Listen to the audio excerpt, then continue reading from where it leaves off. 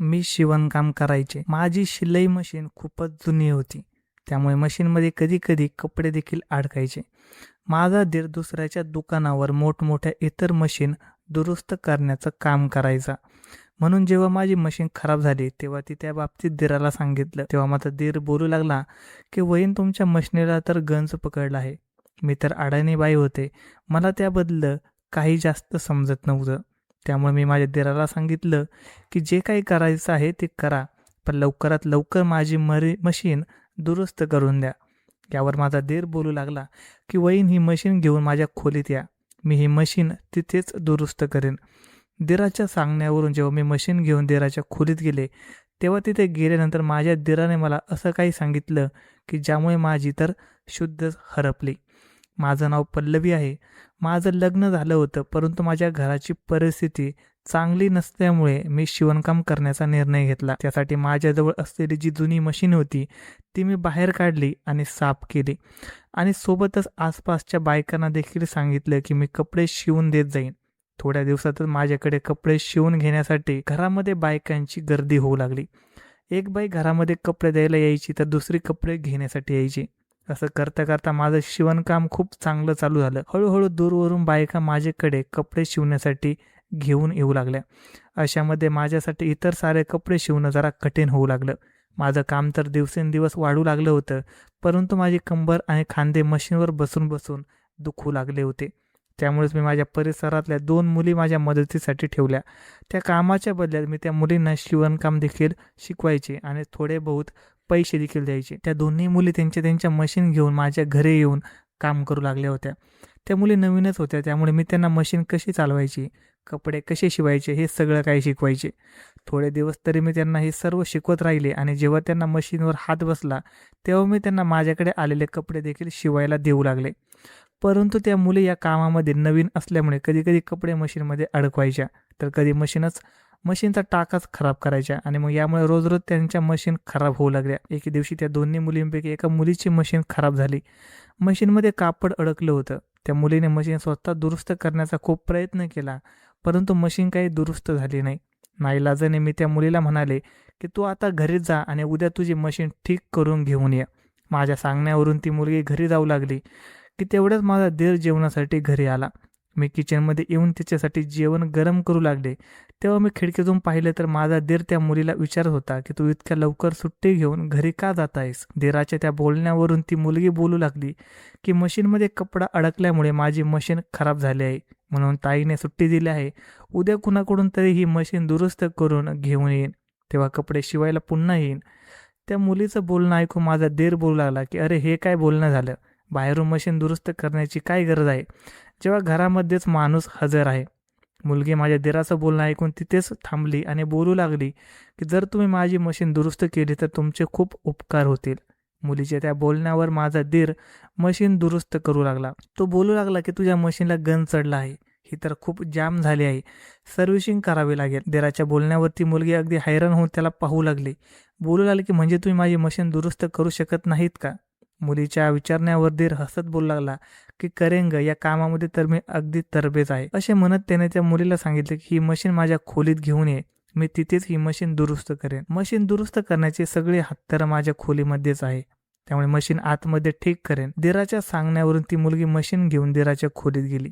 मी जेवण गरम केलं होतं आणि जाऊन टेबलवर ठेवलं, परंतु दीर आणि ती मुलगी खोलीतून बाहेर आलेच नाहीत. खूप वेळ निघून गेला. दोघेही तरुण होते, त्यामुळे मला थोडी काळजी वाटू लागली.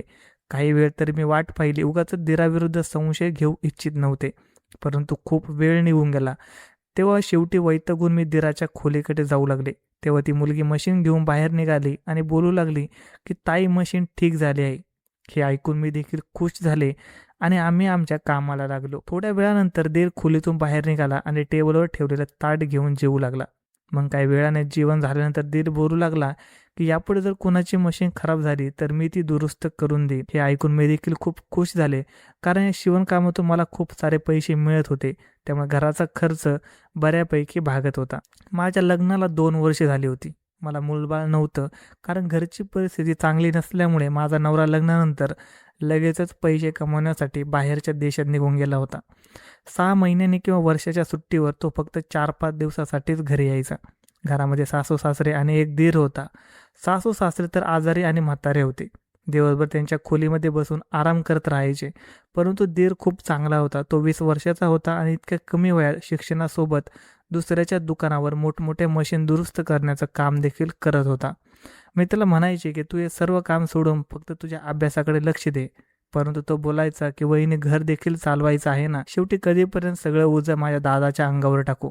दादा बिचारा तिकडे परदेशात राहून कष्ट करतो आणि घर देखील भाड्याचं आहे. आई बाबा आजारी राहतात, त्यामुळे मला हे काम करावंच लागेल. तसं तर तो शिक्षण बाहेरूनच घेत होता आणि पूर्ण दिवसभर तो दुकानातच राहायचा.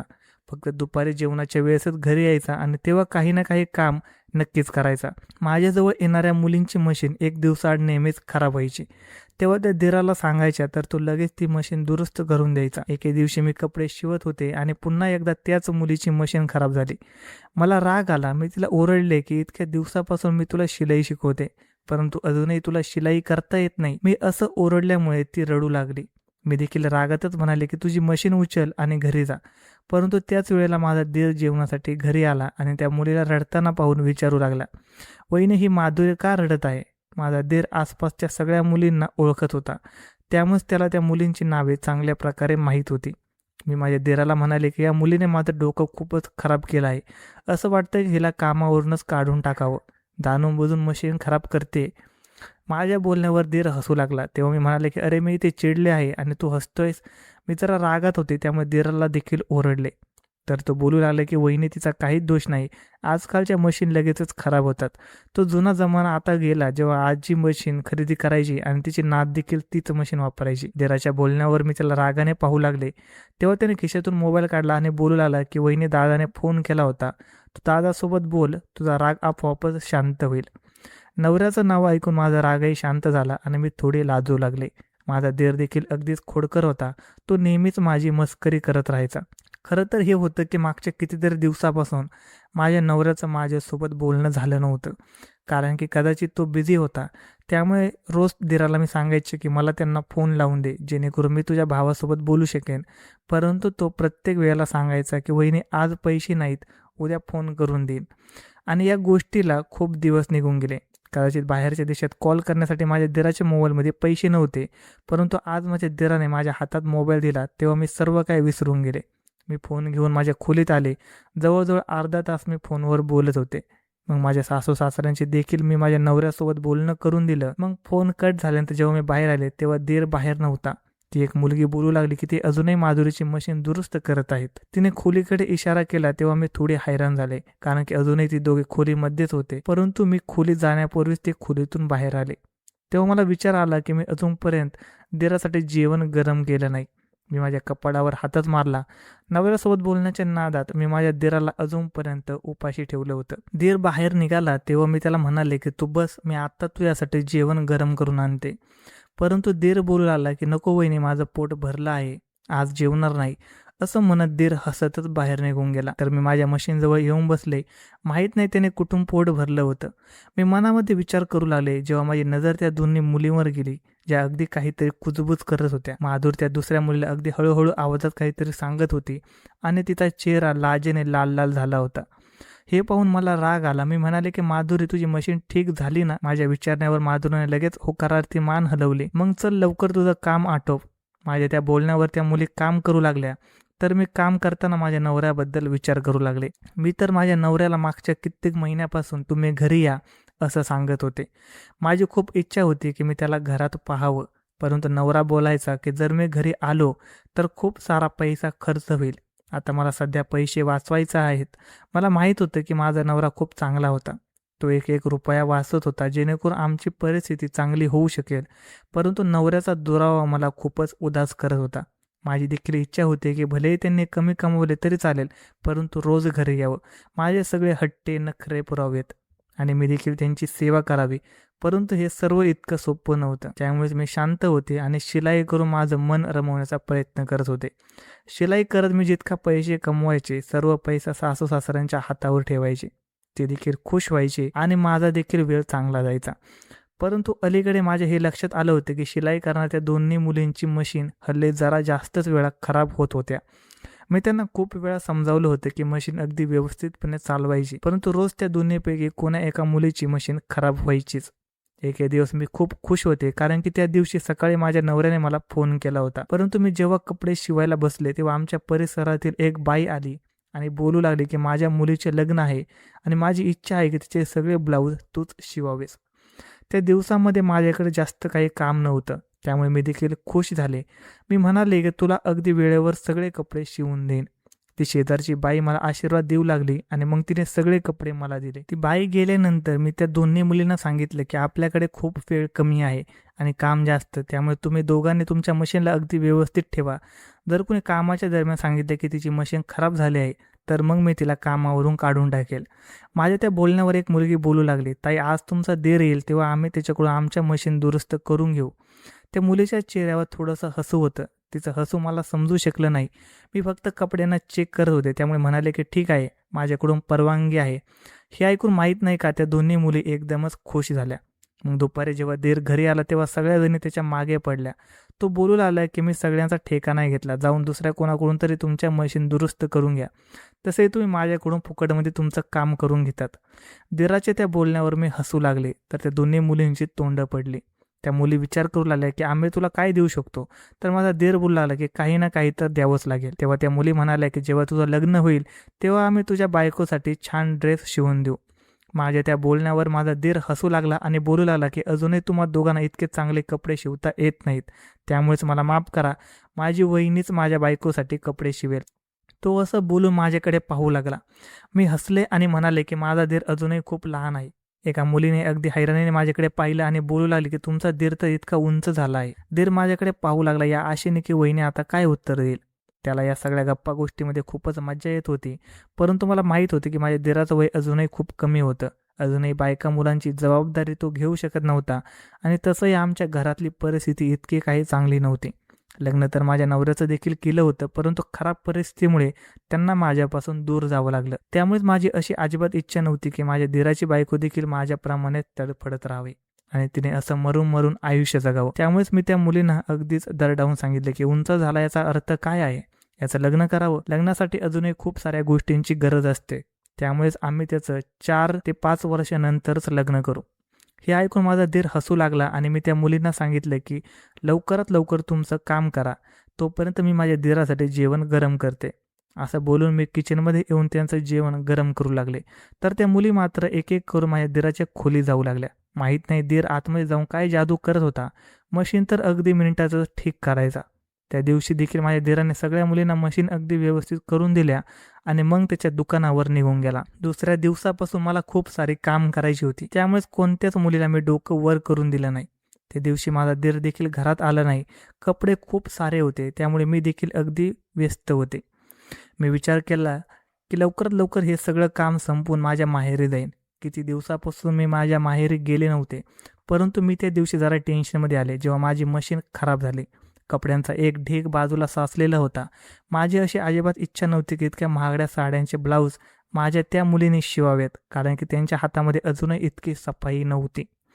परंतु माझी मशीन तर सकाळीच खराब झाली. मुलींनी मला टेन्शनमध्ये पाहिलं तेव्हा त्या बोलू लागल्या की वहिनी तुम्ही काय टेन्शन घेताय, तुमचा दीर आहे ना, तो तुमची मशीन ठीक करून देईल. असं बोलून त्या मुली आपापसात कुजबुजू लागल्या. मला काही समजलं नाही, परंतु मागच्या कित्येक दिवसापासून मी पाहत होते की त्या मुली बहाण्याने माझ्या दीराच्या मागे पुढे करायच्या. पूर्ण दिवस माझा दीर घरात नसायचा, परंतु जसा माझा दीर दुपारी जेवणासाठी घरी यायचा, त्या मुलींना तर जणू काही पंखच फुटायचे. त्यामुळेच मी त्या मुलींना ओरडले आणि म्हणाले की माझी मशीन खराब आहे, परंतु तुम्ही लोकांनी काम का बंद केलं आहे. माझं ते बोलणं ऐकून त्या मुली त्यांचं काम करू लागल्या, तर मी मात्र माझ्या दीराच्या येण्याची वाट पाहू लागले. तो दुपारी घरी येणार होता आणि तेव्हापर्यंत मला त्याची वाट पाहावी लागणार होती. त्यावेळी ना माझ्याजवळ मोबाईल होता, नाही मला मोबाईल कसा वापरायचा हे माहीत होतं. त्यावेळेला मी अगदी रिकामी बसले होते. तेव्हा मी माधुरीला दुसऱ्या मुलीच्या कानात सांगताना ऐकलं की काश ताईच्या ऐवजी आज माझी मशीन खराब झाली असती. तिचं ते बोलणं ऐकून दुसरी मुलगी अगदी तोंड लपवून हसू लागली, तर मी मात्र मला काहीच माहीत नसल्यामुळे तिच्या तोंडाकडे फक्त पाहत होते.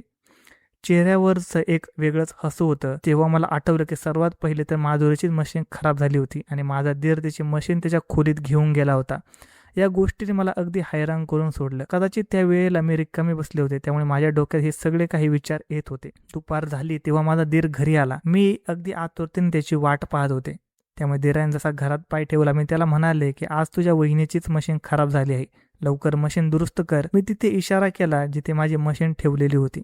दीराने एक नजर मला पाहिलं आणि मग एक नजर माझ्या मशीनकडे टाकली. मग माझ्या दीराने माझी मशीन चालवून पाहिली आणि बोलू लागला की वहीन, तुमच्या मशीनला तर गंज पकडला आहे, सर्व्हिसिंग करायला लागेल.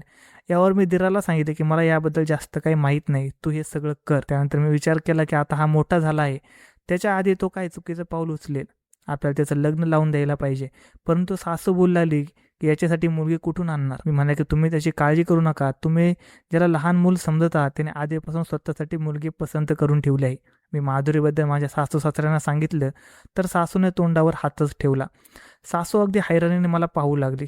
दुसऱ्या दिवशी माझ्या सासू सासऱ्याने दीराला माधुरीबद्दल विचारलं तेव्हा तो तर जणू त्याच गोष्टीची वाट पाहत होता. त्याने आभार व्यक्त करत माझ्याकडे पाहिलं आणि लगेचच लग्नासाठी होकार दर्शवला. मी काही दिवसानंतर माधुरीच्या घरी माझ्या दीराचं स्थळ घेऊन गेले. तिच्या घरातल्याने देखील नकार दिला नाही आणि मग अशा प्रकारे काही दिवसातच माझ्या दीराचं लग्न झालं. या सगळ्या प्रकाराने मला हे शिकवलं होतं की मुलगा असो किंवा मुलगी जेव्हा तरुण होतात तेव्हा त्यांच्या लग्नासाठी उशीर करू नये, नाहीतर खूप सारे प्रॉब्लेम निर्माण होऊ शकतात.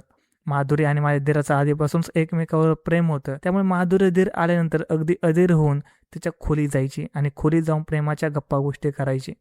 परंतु जर मी अजून दिवस घालवले असते तर माहीत नाही त्यांच्यात खूप जास्त जवळीक निर्माण होऊन काहीतरी चुकीचं घडलं असतं. आता माधुरी नवरी होऊन आमच्या घरी आली होती.